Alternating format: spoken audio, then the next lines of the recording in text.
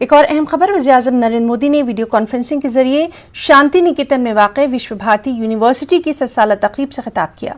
इस मौके पर मग़रिबी बंगाल के गवर्नर जगदीप धनकर और वज़ीर तालीम रमेश पोखरियाल निशंक भी मौजूद रहे। पीएम ने अपनी तकरीर में गुरुदेव रवींद्रनाथ टैगोर से लेकर स्वामी विवेकानंद तक का जिक्र किया।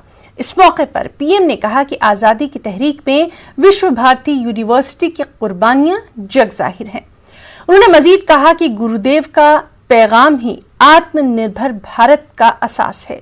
उन्होंने कहा कि विश्व भारती यूनिवर्सिटी मुल्क को टैगोर के ख्वाबों को पूरा करने का हौसला फराहम करती है।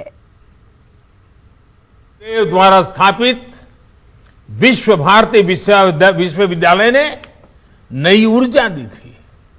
गुरुदेव ने जिस तरह भारत की संस्कृति से जोड़ते हुए, अपनी परंपराओं से जोड़ते हुए विश्व भारती को जो स्वरूप दिया, उसने राष्ट्रवाद की एक मजबूत पहचान देश के सामने रखी।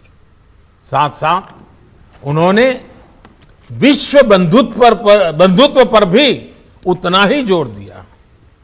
साथियों, वेद से विवेकानंद तक भारत के चिंतन की धारा गुरुदेव के राष्ट्रवाद के चिंतन में भी मुखर थी।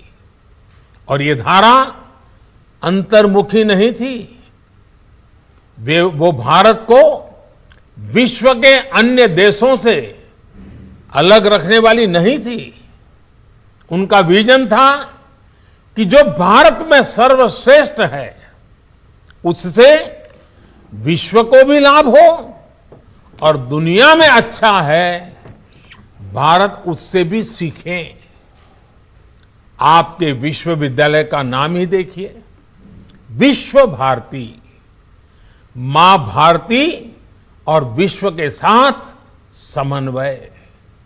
गुरुदेव सर्वसमावेशी और सर्वस्पर्शी सह अस्तित्व और सहयोग के माध्यम से मानव कल्याण के बृहद लक्ष्य को लेकर चल रहे थे।